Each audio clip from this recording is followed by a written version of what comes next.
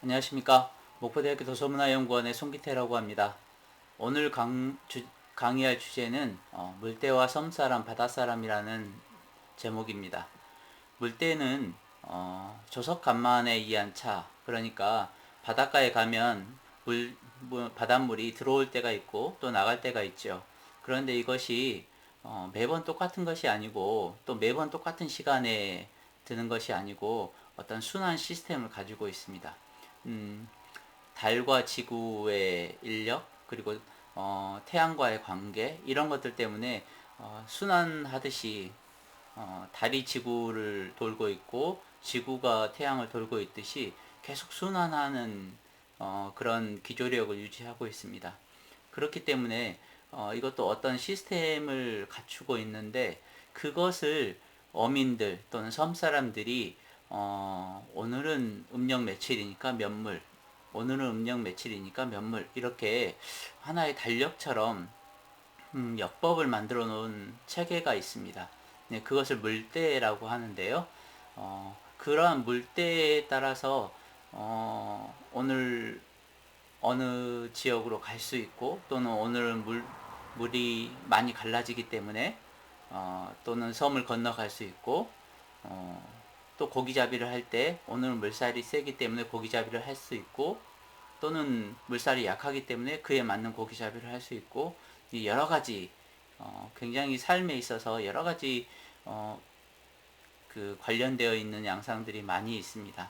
그래서 오늘은 섬 사람들과 바다 사람들이 이런 물대를 어떻게 지식화하고 있는지 그리고 그것에 삶이 어떻게 결합되어 있는지 이것에 대해서 여러분들과 함께 공부해가는 시간을 갖도록 하겠습니다. 제가 첫 번째 보여드리는 이 사진은 인천 쪽으로 가면 저기 이제 대부도 또는 선제도라고 하는 섬들이 있어요. 연안에 있는 섬들인데요.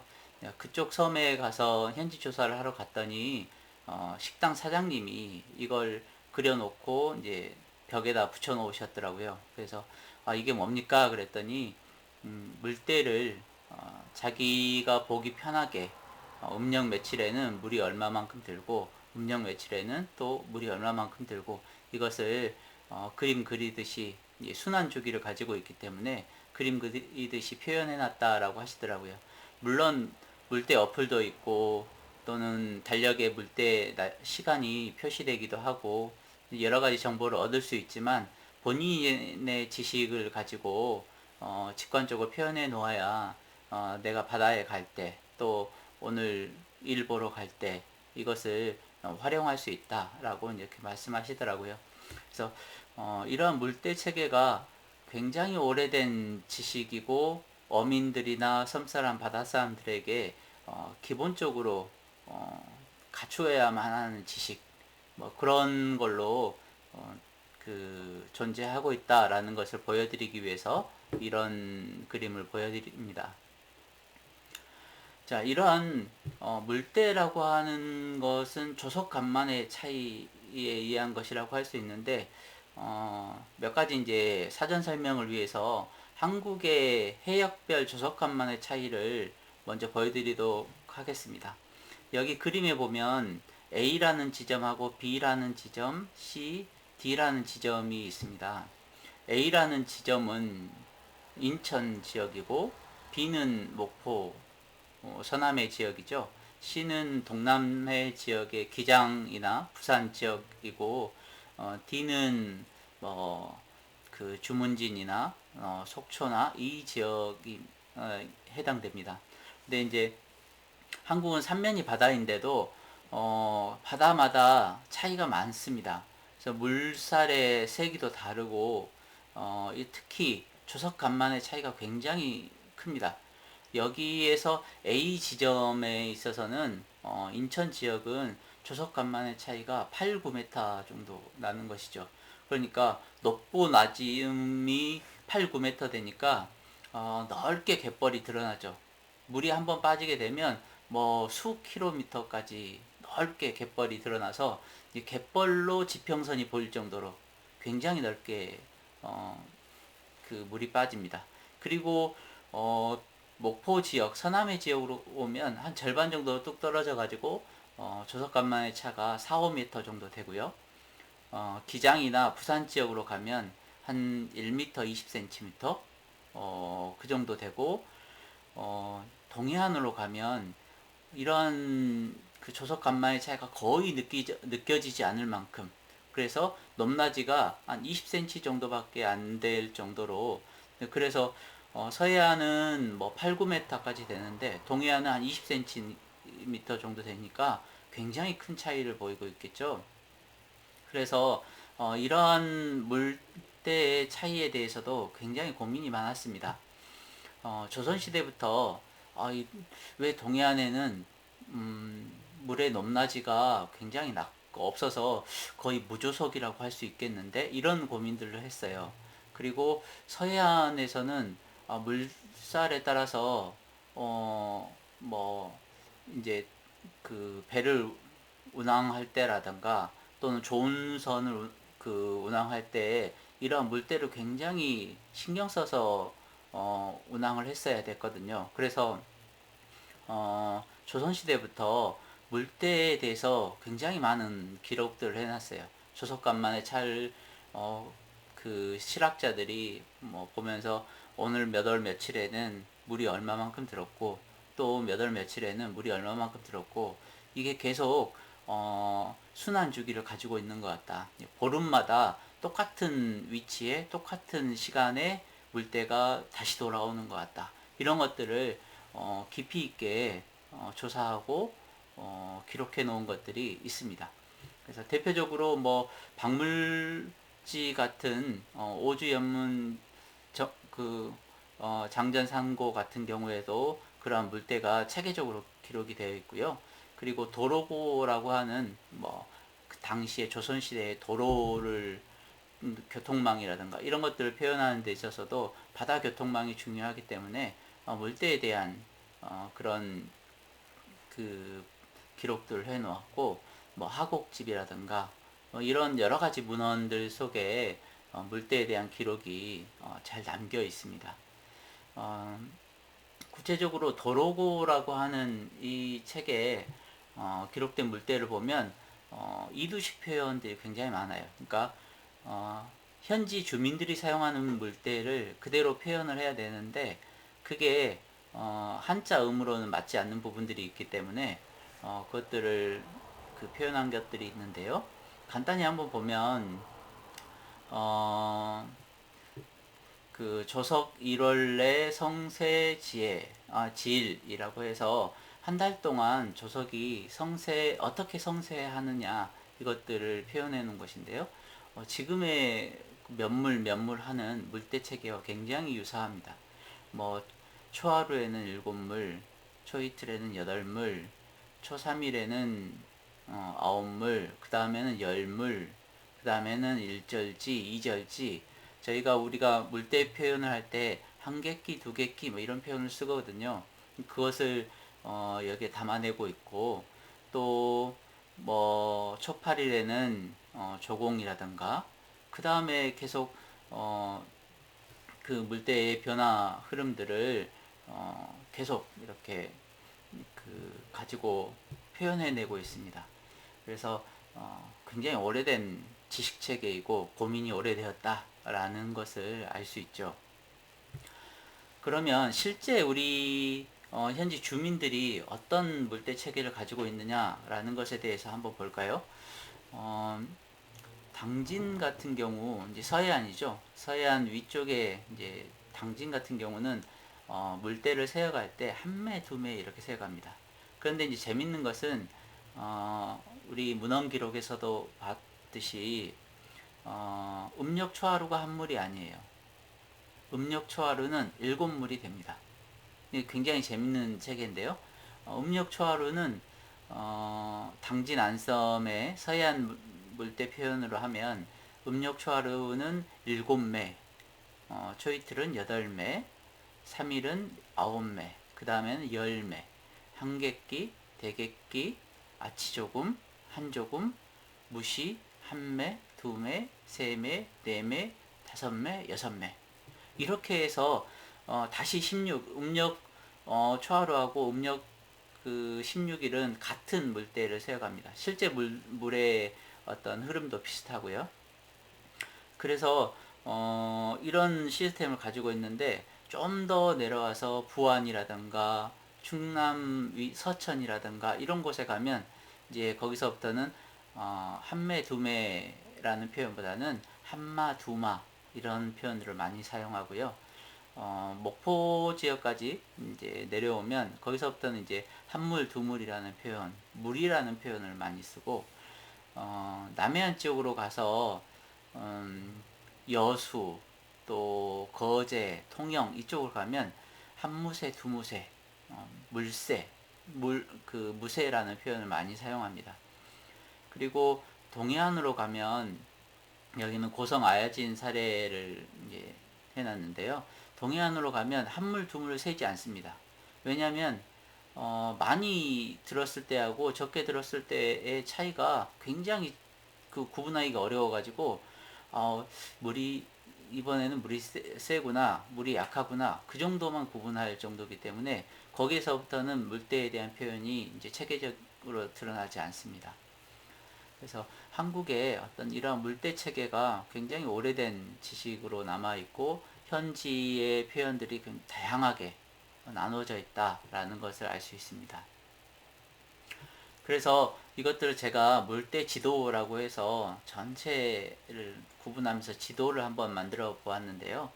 여기서 보시면 무조석이라고 하는 것은 동해안지대 지역을 말합니다. 조선시대부터 실학자들이 동해안 조석은 무조석이다, 조석이 없다 라고 하는 무조석론을 이야기하고 그게 왜 그럴까라고 하는 고민을 가졌기 때문에 그래서 제가 이제 무조석이라고 표현을 했고요. 여기서 재밌는 것은 뭐냐면 앞에서 여러분들 눈치채셨을지 모르겠지만 일곱 물대식이라고 하는 지역과 여덟 물대식이라고 하는 지역이 있습니다.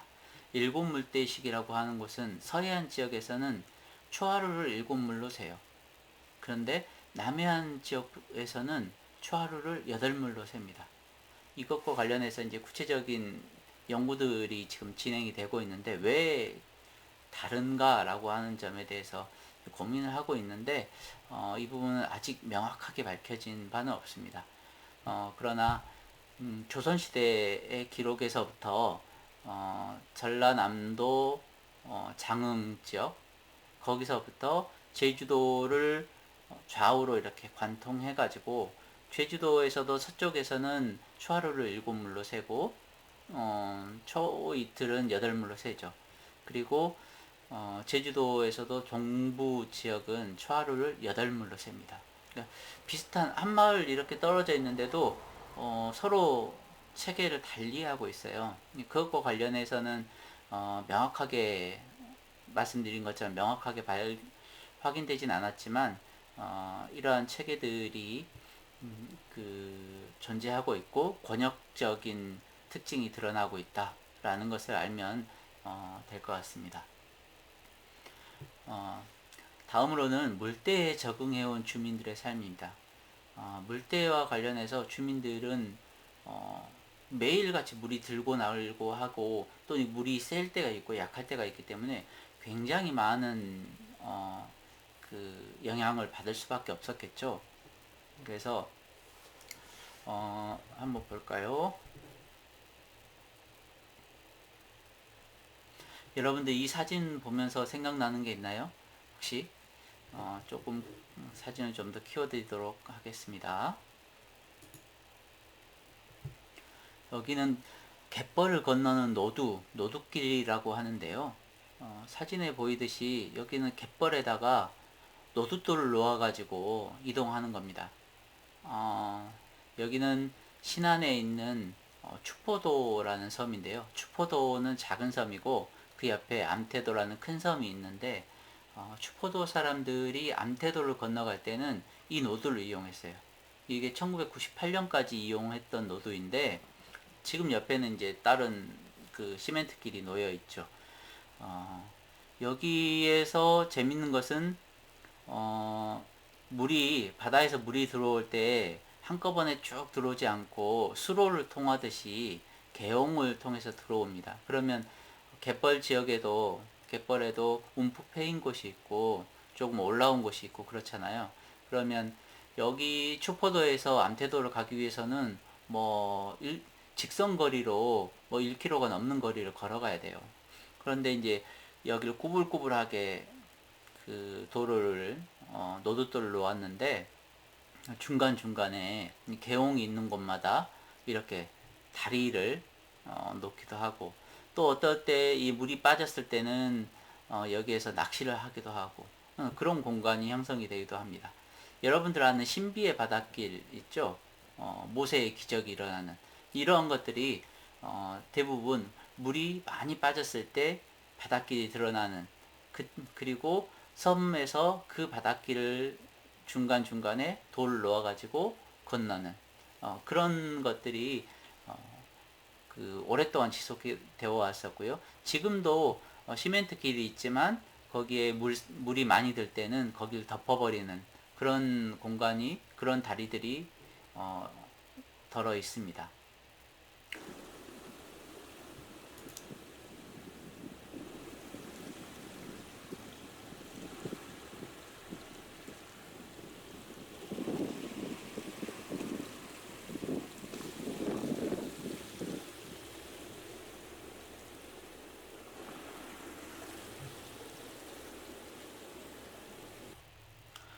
여러분들 방금 이 영상 봤나요?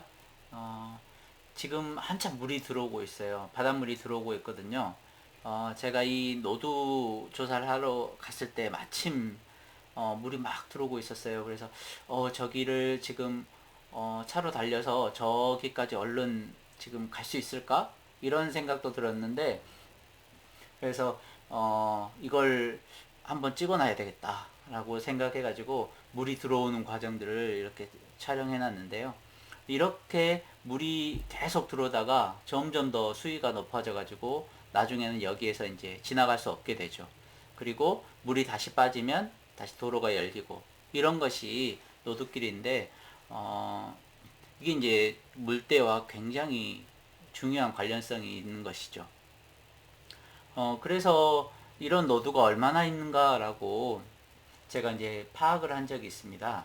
했는데, 전국적으로 더 많은 노드들이 있을 텐데요. 신안군만 해서도, 신안군만 해서도 굉장히 많은 노드들이 있더라. 여기 이제 빨간 점으로 표시된 곳. 그러니까, 뭐 작은 포작도, 안마도, 화도, 신추도, 병풍도, 대기점도, 소기점도 이런 섬들에 섬과 섬을 연결하는 노드들이 이렇게 많더라라고 하는 것을 알 수 있습니다. 그리고 재밌는 것은 여러분들 여기에 여객선 출항 시간이라는 이표 보이시나 그 유인물 보이시나요? 여기는 전남 영광에서 안마도를 가는 여객선 운항 시간표인데요. 여기 보시면 지금 매월 이게 달라질 텐데 물때를 다 표해놨어요. 그래서 그때 2015년인데 그때 7월 25일은 한물이었나 봐요. 그때 한물 때는 7시에 출항을 하고 그 다음 날에는 7시 30분에 출항을 하고 그 다음 날에는 8시에 출항을 해요. 그러니까 흔히 우리가 배 운항 시간 하면 매일같이 정해진 시간에 운항할 것으로 생각을 하는데 그렇지 않은 곳들이 있어요. 그러니까 우리가 서울에서 지하철을 탈 때 항상 똑같은 시간에 정해진 시간에 운항을 하잖아요. 버스도 마찬가지고. 그런데 여객선과 나룻배 중에는 그렇지 않은 경우들이 많습니다. 지금은 훨씬 더 이제 안정화되고 시스템이 갖춰지다 보니까 정시에 출발하는 경우들이 많은데 갯벌이 넓은 지역들, 갯벌이 넓게 발달한 지역은 이제 포구를 만들기가 쉽지 않아요. 왜냐하면 갯벌이 포구 안으로 계속 들어차면 배가 아무리 그 물이 들어오더라도 그 뜰 수 없는 환경들이 조성이 됩니다. 그래서 여러분들 서해안 가면 물이 빠졌을 때 배가 비스듬히 누워 있는 것들을 볼 수 있을 거예요. 그건 뭐냐면 그 배들은 물이 들어와야만 출항을 할 수 있다라는 말입니다. 물이 들어오지 않으면 그 배들은 출항할 수가 없어요. 배 바닥이 갯벌에 닿아버리기 때문에 그래서 여객선 같은 경우도 서해안 지역에서는 과거에는 대부분 이 물때에 따라서 물이 가장 많이 들었을 때 배가 조금씩 떠가지고 그때부터 출항이 가능했다라는 것이죠. 그래서 지금도 여전히 그런 곳들이 있다라는 것을 알 수 있습니다. 자, 그리고 간척과 관련해서도 그런 사례들이 많아요. 여러분들 신안의 천사섬이라고 있는데요. 신안의 섬들이 뭐 1004개가 있다라고 이렇게 표현하는데 여기에서 보듯이 간척 이전에 예를 들어 가지고 하나의 섬이에요. 이 비금도라는 섬인데 간척 이전에는 비금면에 60개의 섬이 있었어요.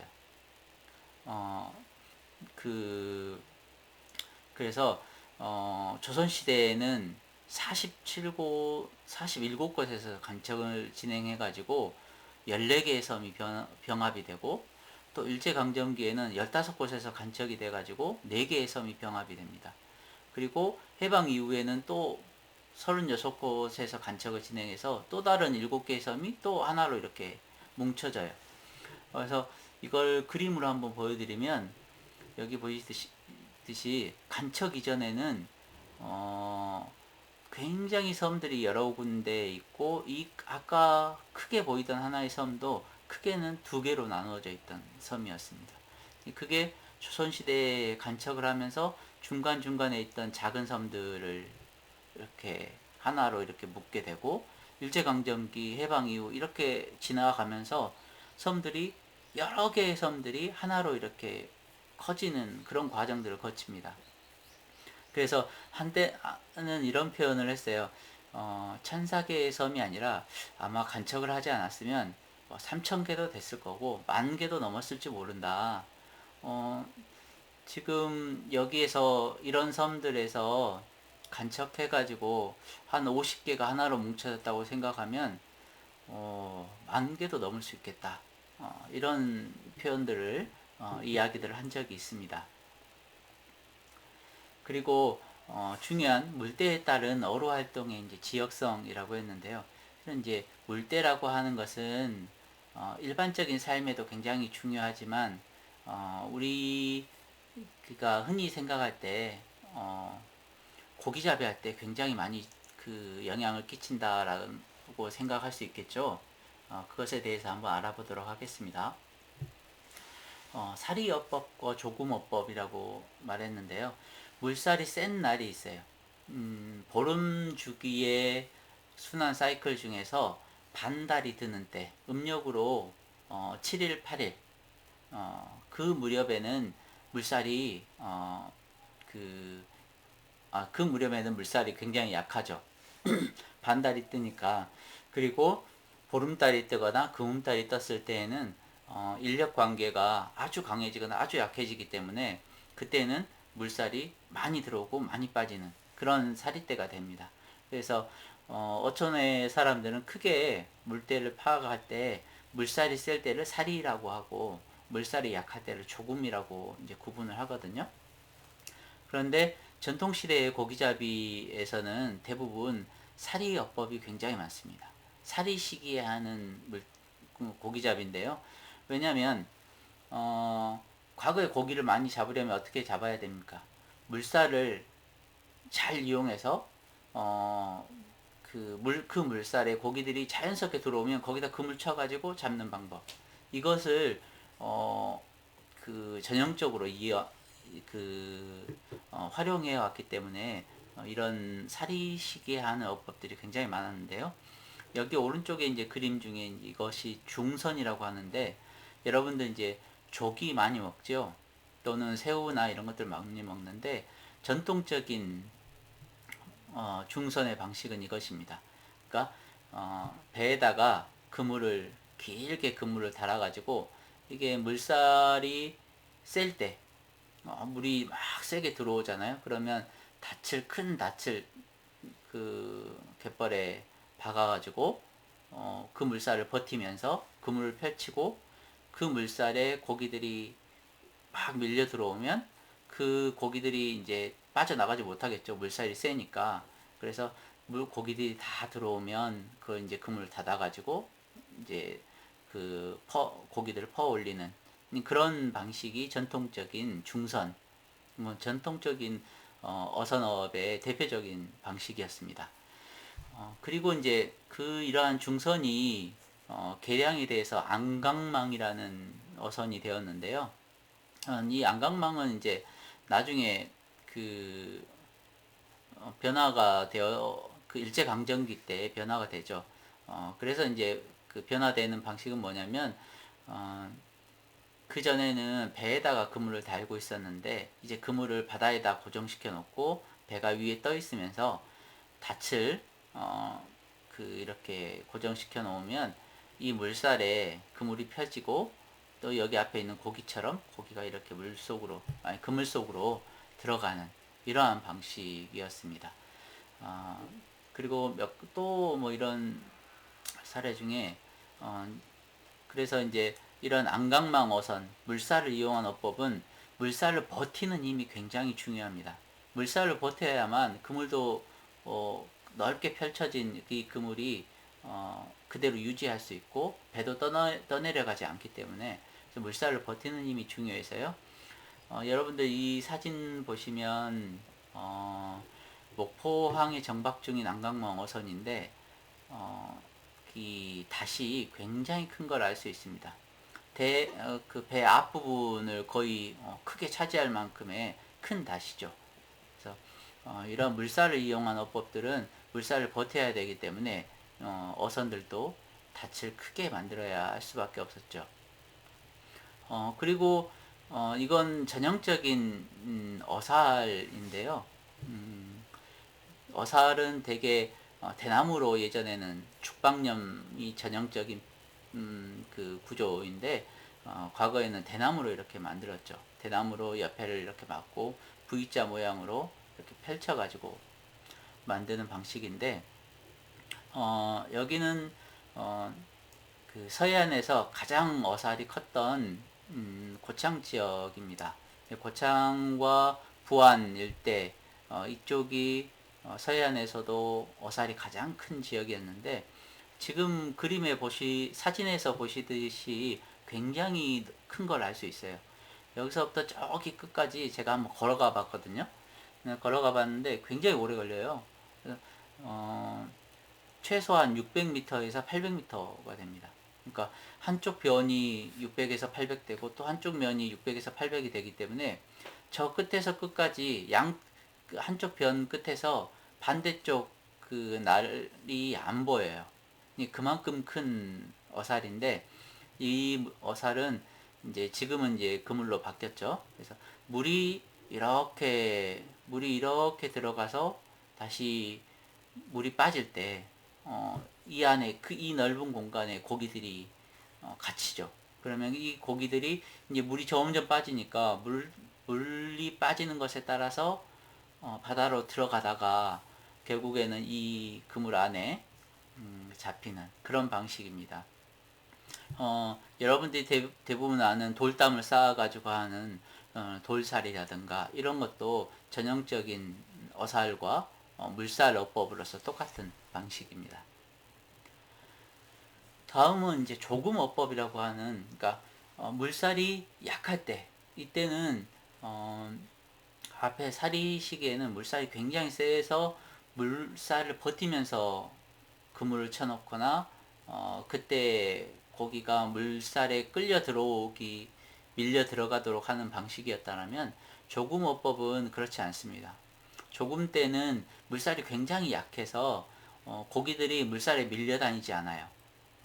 그렇기 때문에 이때는 물살이 약하기 때문에 뭐 서해안이나 이쪽에서도 이때만큼 물이 더 깨끗해집니다. 그러니까 여러분들 바다에 가보면, 서해안 바다에 가보면 어느 때는 그래도 비교적 깨끗할 때가 있고 어떤 때는 굉장히 탁할 때가 있어요.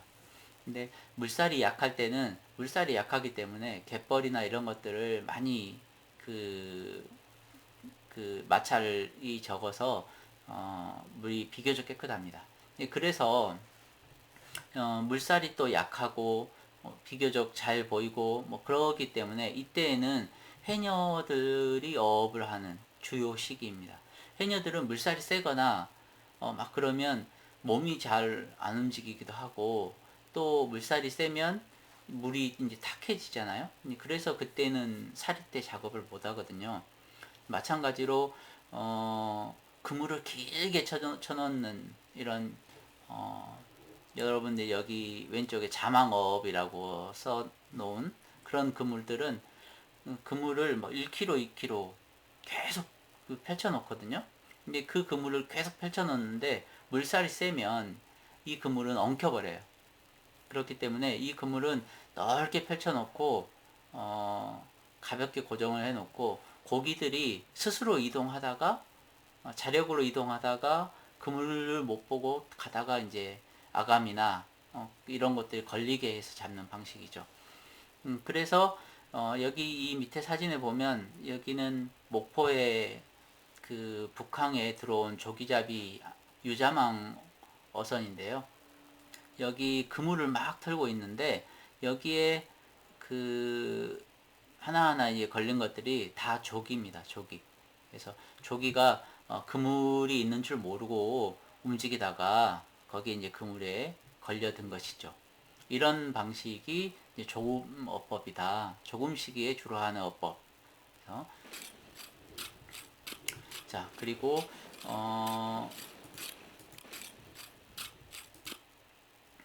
제가 이제 어로 활동의 지역성과 관련해 가지고 미역 채취와 관련해서 서남해와 동해안을 다 다닌 적이 있어요.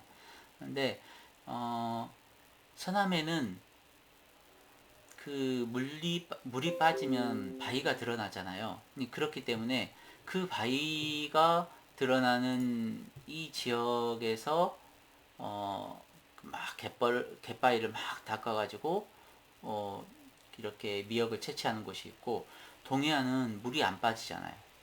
물이 빠지고 들고 하지 않기 때문에 음, 거기서는 해녀들이라든가 또는 긴 낫을 가지고 한다거나 크게 차이를 보이거든요. 그래서 이것을 제가 영상을 한번 보여드리도록 하겠습니다.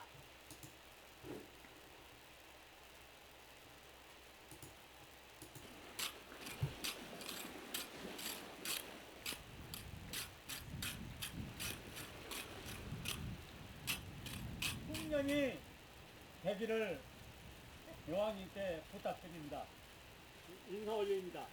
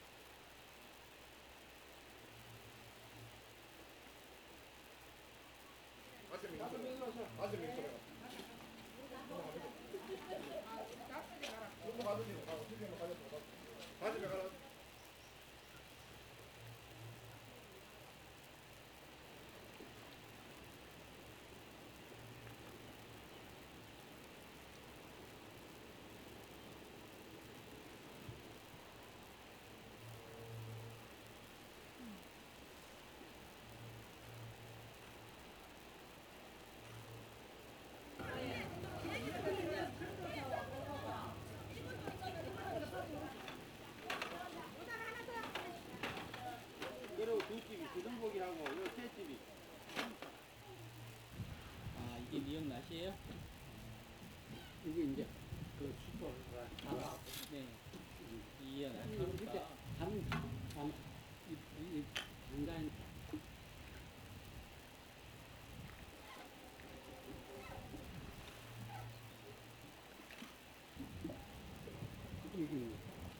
미역 이렇게 나시는 거예요? 잠깐만요.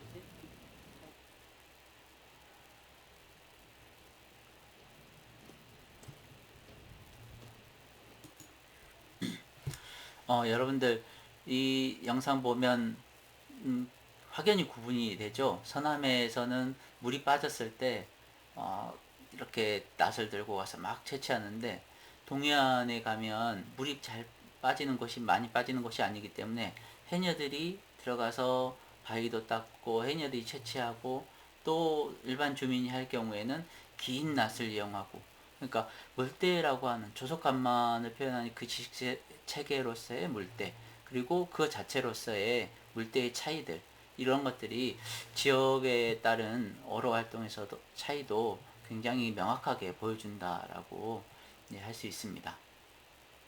자, 마지막으로는 물대의 이제 그 문화와 관련해 가지고 물대와 생업 의례력 이런 것들이 있는데요. 예를 들면 한물 두물 한물 때부터 물은 점점 세지기 시작합니다. 물이 제일 약할 때가 한물 때인데, 한물 때부터 천천히 두물, 세물, 네물 이렇게 점점 세지기 시작해서 일곱, 여덟 물, 아홉 물을 지나면서부터는 또 물이 약해져요. 이게 이제 순환하듯이 이렇게 진행이 되는데, 그와 관련해 가지고 바다 사람들은 이걸 굉장히 문화화된 표현들을 가지고 있습니다. 그래서 두물, 세물 이때쯤에는 물이 살아난다라고 생각을 하고, 이때부터 뭔가 이제 바다가 꿈틀거리기 시작하기 때문에 바다가 살아난다라는 표현을 하고, 그때 바다가 살아남과 동시에 의뢰를 행하는 경우들이 많아요. 그래서 아까 보여드렸던 어살이라든가 또는 안강망이라든가 이런 것들은 이제 그때부터 어로 활동이 시작이 되기 때문에, 그때에 맞춰 가지고 그 어살 고사라든가 바다 의뢰하든가 이런 것들을 행하게 됩니다. 그래서 그 어민들은 이렇게 사는 물, 죽는 물, 물이 살아난다, 물이 죽는다 이런 표현을 가지고 있고, 바닷물이 또 의뢰를 할 때 그런 어떤 새물 때 물이 살아나는 그 시기에 의뢰를 행하는 것과 동시에, 바다에서 의뢰를 행할 때는 것을 시간을 잘 보면 물이 들어올 때 의뢰를 행하지 물이 빠질 때 의뢰를 행하는 경우는 거의 없습니다. 왜냐하면 바닷물이 들어오듯이 밀물에 복이 들어온다라고 하는 그런 개념들을 가지고 있기 때문에 그렇죠. 그리고 이제 여러 가지 폭우와 관련해 가지고 여러 가지 그 문화화된 표현 그 의뢰들이 행해지고 있고, 여기에 제가 사진들 몇 개 넣어놨는데요. 이제 물 아래 김서방 해가지고 고기를 이제 불러들이는 그런 바다 의뢰들을 행하고 있는데, 이것들의 의뢰들이 대부분 물이 들어올 시기를 맞춰서 하거나 또는 물이 살아나는 시기에 맞춰서 하거나, 이런 어떤 문화화된 어, 그, 그, 장치들을 가지고 있다라는 것을 알 수 있습니다. 그래서 오늘 강의는 이렇게 물대가 가지고 있는 그 체계, 그리고 물대와 관련해서 다양한 우리들의 삶과 관련된 것들, 그리고 물때를 이용한 어법의 다양성, 그리고 물때가 어떤 그 자체로 바닷물의 세고 약하고의 표현이 아니라 물이 살아나고 죽는다. 그리고 그것이 의례 속에서 대단히 관념화되어 있는 그런 것에 대해서 간단히 알아보았습니다. 오늘 이 무크 강좌는 이걸로 이렇게 마무리하도록 하겠습니다. 여러분 감사합니다.